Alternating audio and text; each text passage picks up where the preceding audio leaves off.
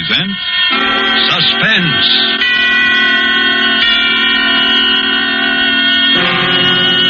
Roma wines, made in California for enjoyment throughout the world. Salud. Your health, senor. Roma wines toast the world. The wine for your table is Roma wine, made in California for enjoyment throughout the world. This is the man in black, here for the Roma Wine Company of Fresno, California, to introduce this weekly half hour of Suspense. Tonight from Hollywood, Roma Wines bring you the remarkable actress whose performance in the Paramount picture For Whom the Bell Tolls won her an Academy Award, Katina Paxino. And so, with The Woman in Red, and with the performance of Madame Paxino, we again hope to keep you in suspense.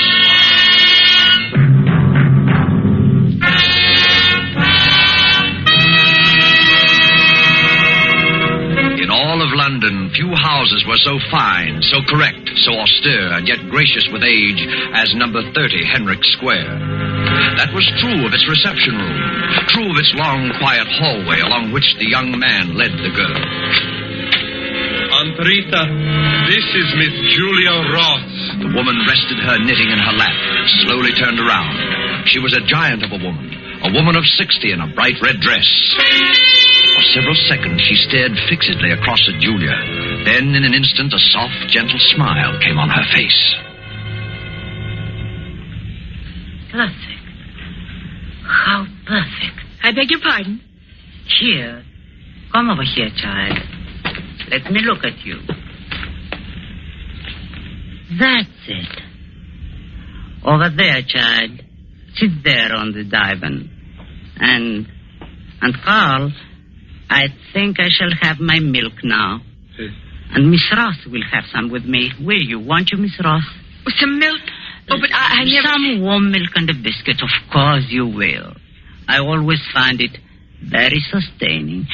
Carl, you heard the young lady. And stop staring at her. You've seen a pretty girl before. Was I staring? Excuse me, Miss Ross. Hurry now like a nice boy. Is he your secretary? Let us say that he has been substituting until I found someone like you. You mean you think I will do? Don't you?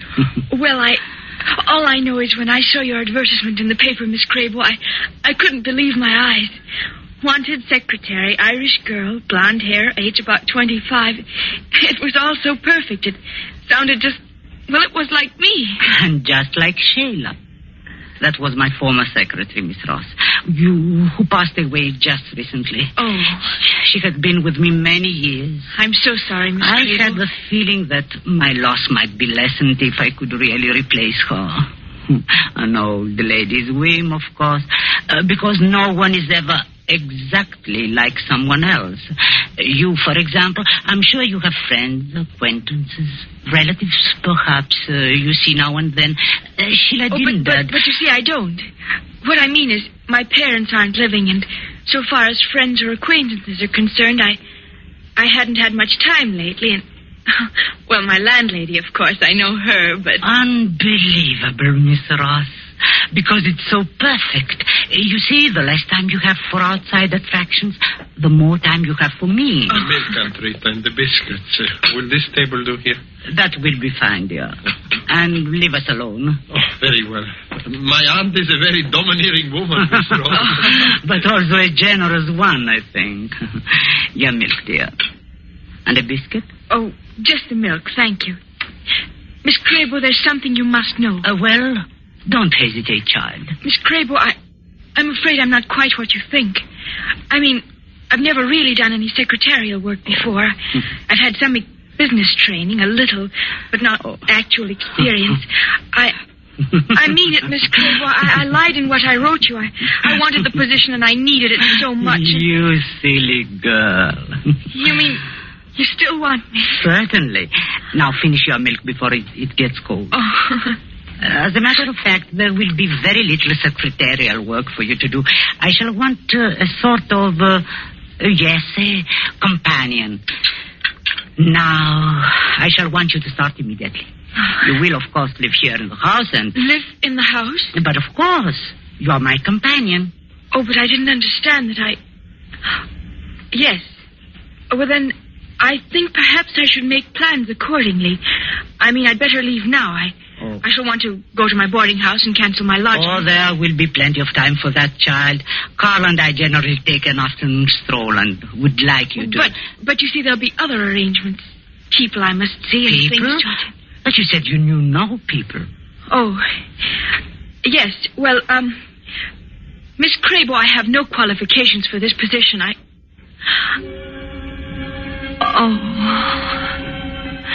Why, child? What's the matter? I don't know. Suddenly, I feel so drowsy. Well, then, I would just lie back on the divan. But there's no reason for it. But there is, child. You are weary from the strain, the uncertainty, the ceaseless search for work in a strange and friendless city. The milk. There was something in it. So you relax. Your nerves, they go to sleep. Yes. Sleep. Carl. Oh, Carl. Yes, Aunt Rita? Have you finished the note, dear? Yes, only this moment. Well, don't just stand there. Let me see it. Aunt Rita, please. She's so harmless. And so perfect. And now read me the note. To Department KL, Southern Development. Leaving at once for Dublin, Ireland. Will communicate in 10 days. 10 days, Carl? We won't need so much time. Make that 5. Just as you say, Aunt Rita. Then sign it Sheila Campbell and post it to British Intelligence.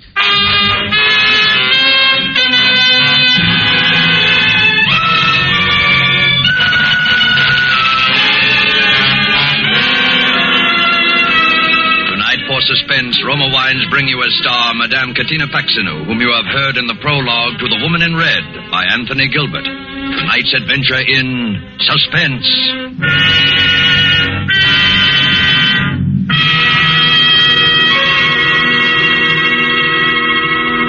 You remember the old saying, the grass is always greener in the other fellow's yard? Well, you might agree with the truth of that statement if you happen to overhear a conversation like this.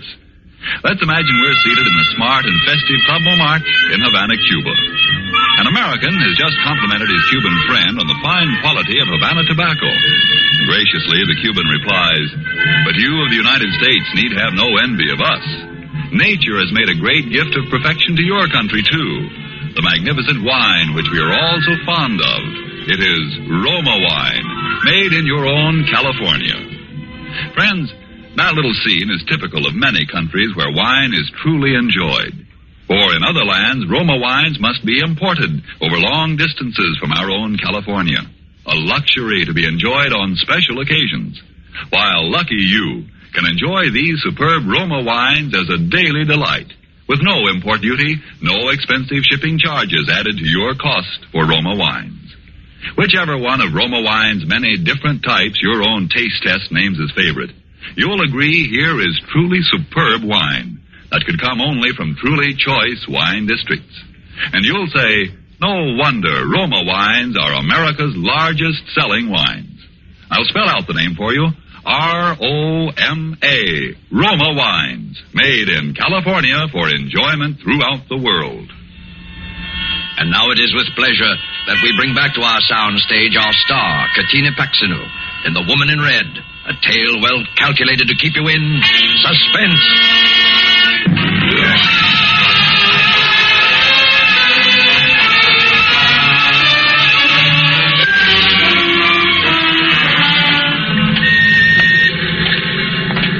Feeling better, Julia, after your little nap? No, I don't feel better. Well, the walk and a little something to eat will do wonders for you. There is a little tea shop up here. I don't want anything to eat. And please don't hold on to my arm like that. Now, child, is that a way to talk? You seemed a bit shaky, that's all. Here we are. Carl, you wait with Julia. I'll just look in first to see that it's not too crowded. And now you have to hold my arm. Oh, no, wait, Miss Ross. I don't have to hold... Hey, no, don't. Let me go. What are you doing, Miss Ross? Why do you run like that? Please, don't you understand? If I'm to move in with Miss Crable, I've got to get in touch with my landlady. But there'll be plenty of time. Plenty of time. What do you want with me? Why are you both... Oh, Carl. Yes, Aunt Rita? Come along, you two. No. Oh, please, you're making yourself worried about nothing. My aunt, it is just that she's a peculiar... Hurry, children. Then remember that I am here. I have already ordered for us. Oh, fine, Aunt Rita. Our table, this is it? Yes, sir, here in the corner. Miss Crable. Thank you, Mr. James. And Sheila will sit here to my left. Of course. Miss Sheila? Miss Sheila? What? This is your place here, Miss Sheila. Sheila? Why are you calling me Sheila? What is it? Why are they laughing? Pay no attention, dear. Just sit down, please. This woman called me Sheila. You both did. My name is... I know, dear. It is Julia. Everything is all right. Shall I serve the tea now? If you will, please. Now, Sheila, sit down, dear, like a nice girl. No. What, dear? I'm going to the restaurant. Sheila! It's all right, Miss Crable. Don't bother. There's no other exit from that room. Oh, I'm so sorry to impose on you, Mr. James. I had no idea she could be so difficult. Oh, don't give it a thought.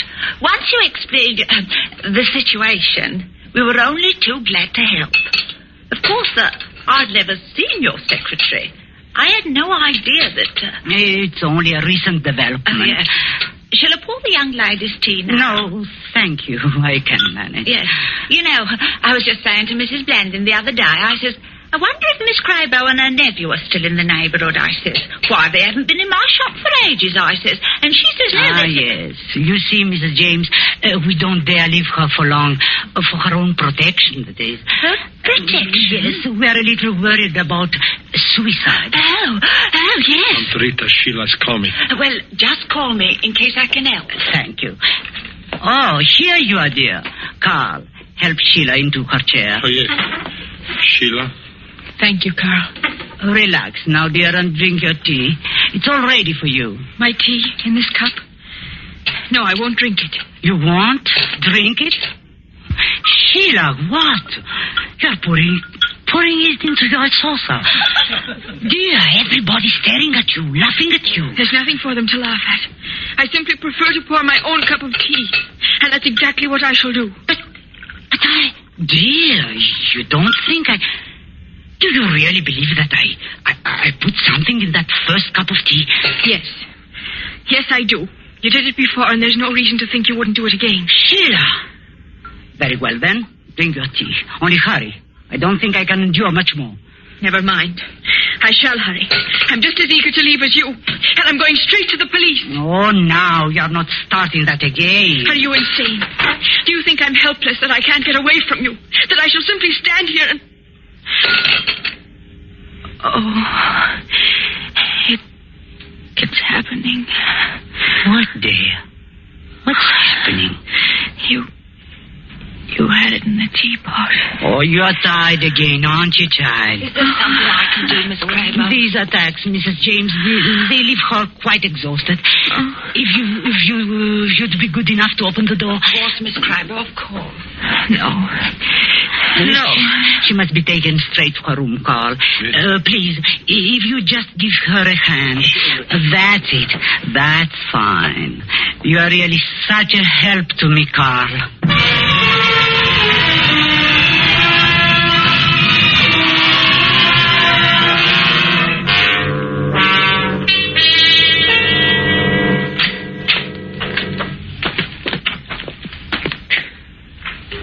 Here we are, Sheila.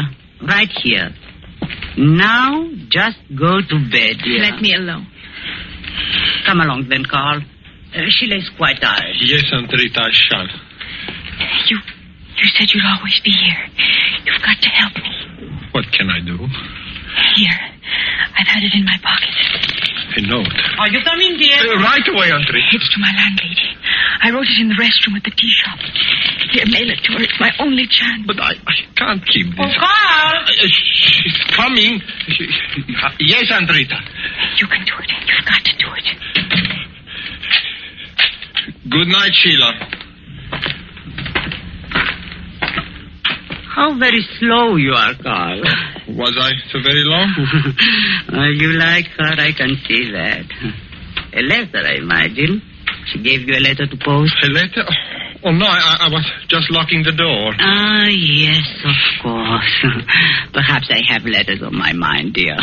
After that episode with Sheila. The first Sheila Campbell, that is. Dear, hand me my knitting. Please. That's a nice boy. Do you know, I'm continually amazed at the stupidity of these English. Can you imagine that girl, that supposedly trained agent, dropping that note? And addressed, mind you, to the British intelligence. It was very alert of you, Carl, finding it. Thank you. Now, if you excuse me, I'm rather tired. Yes, this espionage, it's not a restful service. Sometimes I wonder if Burning really appreciates the risk we have taken. Yes, the girl had to be disposed of. There was no doubt of it. That was her report on us. All the facts... Aunt Rita, we've gone over this 1,000 times. Really, I'm tired. Yes. You were right in realizing what had to be done. It was just that you acted too... Please, Aunt Rita, explain all that. Too thoughtfully, too violent. I couldn't help it, I tell you. She rushed into the telephone room out there. I ran after her, and that stupid catch lock pinned us in. She went to pieces, pounding on the door, screaming, tearing at me. I didn't know what I was doing. There was that bookend, the big one. I lost my head, that's all. It's all your fault. Why didn't you unlock the door? Where were you? I simply want you to remember that every incident counts. Because of you, we cannot produce Sheila Campbell's remains. And we certainly can't allow the police to tear up the cellar to find them.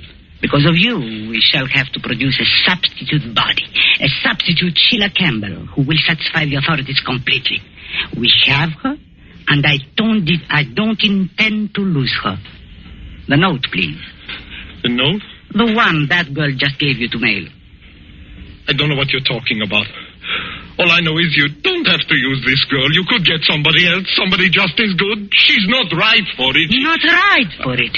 A girl who denies her identity, who shrieks of drug drinks, persecution. She is ideal. The police will accept her as a suicide without giving it a second thought. Yes, if they knew she was really insane, but she isn't. Don't you see? She isn't. She isn't. Just ask those people at this tea shop and that foolish Mrs. James. She will tell you.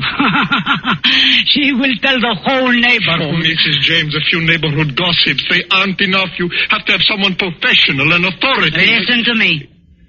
Our note to British intelligence will divert them for just 5 days. Within that time, Julia Ross must commit suicide. And we will see that she does.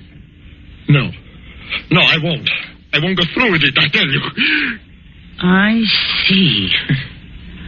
What a pity it would be if the police learned who was the last person seen with the first Sheila Campbell. You wouldn't.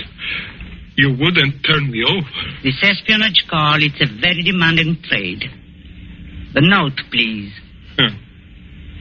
Thank you. Thank you, dear. I knew it was an oversight.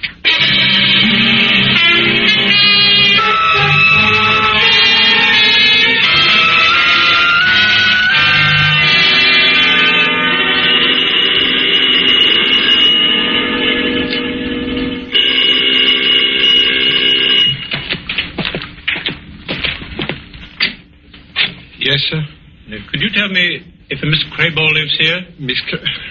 Why, yes, this is her home, but she's rather busy upstairs, however. Oh, Yes, Aunt Rita? Was there someone at the door? I thought... Oh. How do you do, Miss Crable? My name is Turner, Dr. Turner. Dr. Turner? Yes, I happened to drop into the tea shop yesterday, Mrs. James' shop, you know, and she told me about your situation. Yes? Well, I thought I might be of some service.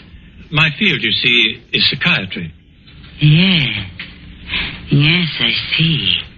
Oh, how very thoughtful, Doctor. Please, won't you come right up? Thank you. Miss Campbell's room is up in this floor, Doctor. I thought you might as well see her at once. I know how busy you must be. Yes. Well, the case has been quite difficult, Miss Crable? In many ways, yes, Dr. Turner. Naturally, I feel that someday, with professional guidance and with those things, I can give her patience, understanding. Mm-hmm. I can bring her out of the darkness. Until then, here we are. Sheila, dear. That is Dr. Turner. Step right in, Doctor. He's coming to visit you, dear. How are you, Sheila? How do you feel? Doctor, I rather think my presence will interfere. Mr. James has undoubtedly explained. If you don't mind. Yes. That might be best. Won't you talk to me? It's all right, Sheila. Believe me, I'm a doctor. You're no doctor. Now, Sheila. Don't call me Sheila. You're here to help her. Help her keep me prisoner here in this house. Stop help her drive me out of my mind. Help her. Yes, help her to murder me. Sheila, pull yourself together. She's told you everything. You can't act like this. Told you how to act. You must act. Why don't you leave me alone? Why don't you go away? Oh, excuse me, Dr. Turner, but I became a little bit uneasy. Yes, I can understand. Well, Doctor? Yes, it's persecution mania, clearly enough. She has all the symptoms. The deep melancholia, the stubborn, hysterical insistence that she's about to be done away with. Yes? I happen to be attached to the King James General Asylum, and I'm somewhat familiar with this type of case. There is one important thing, Miss Crable. Over here, please. Yes, Doctor? The matter of Miss Campbell's protection. Her protection? Yes, from herself. You undoubtedly are not aware of it, but her type is often inclined toward suicide. How dreadful. In case those tendencies should become apparent, naturally you'd let me know. Naturally, Doctor. She would then require professional care. Meanwhile, I'm sure your own treatment will be as effective as any. Patience and understanding. Torture me like this, will they? Murder me here in this house. Sheila! No, I won't let them. I'll kill myself first. Miss Campbell! I'll kill myself. That's what I'll do. The window! Stop her! Carl! Yes, the window. Yes, that's it, the window. I'll jump through the window. Young woman, control yourself. Let me go. Don't let me down. What's going on here? What happened? Well, this girl, she just tried to kill herself. I'm afraid this changes things, Miss Crable. She must be put away. Put away? Yes, as soon as possible. I'll have the men come at once. You mean take her away from me? But you can't. I've looked after her myself. Why can't I go on doing that? Because it's beyond you now, Miss Crable. No. No, I'm sorry, but there's nothing else I can do. Would you be good enough to direct me to your telephone? Telephone? Yes, I wish to order a car. Some men from the asylum. Of course. There is a small telephone room right on down the hall. This way, please. I know how you must feel, Miss Crable. But you see, it's the telephone, Dr. Turner, is in this room, right here. Just sit down there at the desk. Oh, thank you. You're sure the young man can handle the girl? I will go back myself and take charge. Well, that will be safer, I'm sure. Excuse me. Hello? Turner speaking. Yes, Dr. Turner. I'd like you to send a car right away. And 3 men. The address? It's number 30. Just a moment. Miss Crable. Miss Crable! Yes, Dr. Turner? I can't open the door. It's locked. Oh, sorry, Doctor. I'll have to get the keys from Carl. Keys? To unlock this door? That's very special lock, Dr. Turner. You don't need any keys. Just open the door from your side. Miss Crable! Where are you? Miss Crable! Rita, she won't stop crying. I just can't get her to stop. I will get her to stop.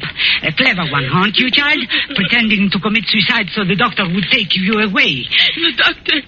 Where is he? A splendid idea you had, leaping out that window.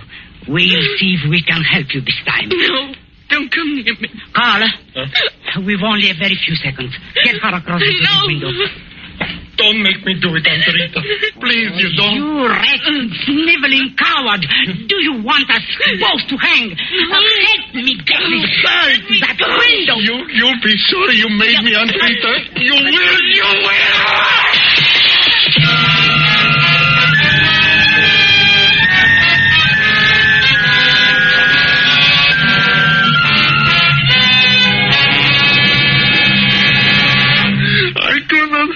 it, Dr. Turner. I couldn't help it. I just lost my head, that's all. But she made me do it. Don't you see? Don't you understand how it was? She made me do it. She drove me, Dr. Turner. All right, now, settle down.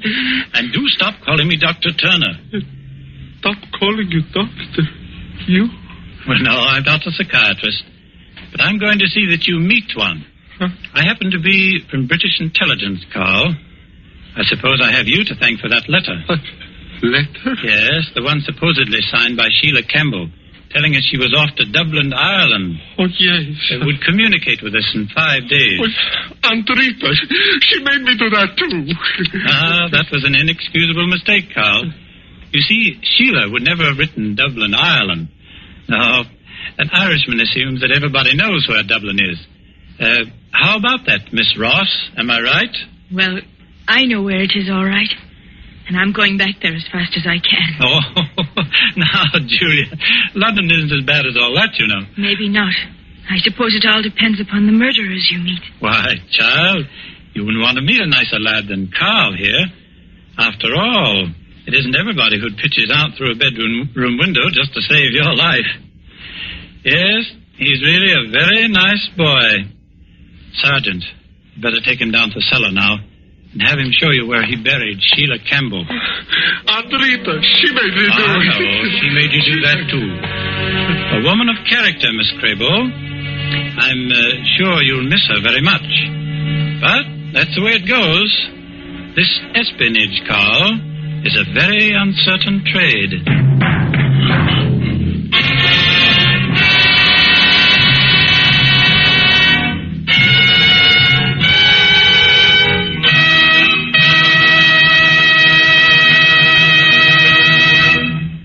And so closes The Woman in Red, starring Katina Paxinu. Tonight's tale of Suspense. Spotted about the globe, wherever wine grapes grow, there are a few wineries whose products are made for world enjoyment. Among such wineries, right here in California, are those of Roma. And we who live in America have the pleasure of enjoying Roma wine at exceptionally low cost. For we buy it free of duty and free of excessive shipping costs. For instance, Roma California Sherry is the queen of appetizer wines. And not only that, but a wine so delicious it is suitable to serve at any time, cool or chilled. But no matter what your preference may be, you will find a Roma wine costing far less than you would expect to pay for such distinguished wine. In Roma, you have the old world art of winemaking, plus the extra care, constant tasting and testing, which modern knowledge adds to that ageless art. That's why Roma wines have a universal appeal, why they are America's largest selling wines. I'll spell out the name for you. R-O-M-A, Roma Wines, made in California for enjoyment throughout the world. This is Katina Paxinu. I hope you enjoyed our suspense play this evening, and that you don't hate me too much. I'm not really as bad as that. Next week, I know you will want to listen when Mr. Orson Welles will be your star. Suspense is produced and directed by William Spear. Don't forget, then, next Thursday for Orson Welles in Suspense. Presented by Roma Wines, R-O-M-A, made in California for enjoyment throughout the world.